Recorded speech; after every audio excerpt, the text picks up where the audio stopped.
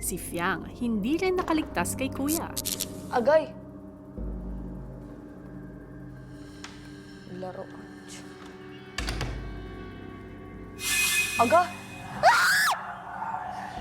Kuya!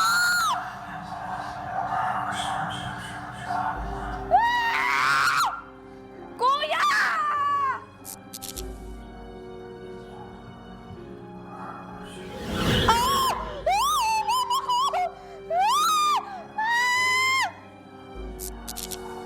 Kuya, wag na! Pinapasok ba ako dito, kuya, para takutin? Kuya! Laro!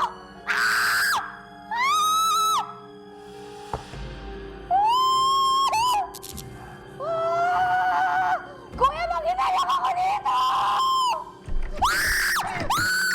Kuya, naiiyak na ako! Abe.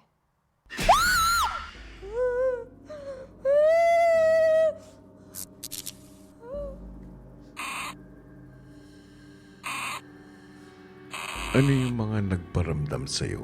Hala, kuya, bakit ganyan yung boses mo? Paus ka na? Kuya, namamatay yung ilaw nyo. Hindi ka siguro nagbayad ng kuryente. Ano yun, kuya? May mga nasigaw na. Baka may gusto silang sabihin. Hindi po ako ang pumatay sa inyo. Huwag kayo magparamdam sa akin.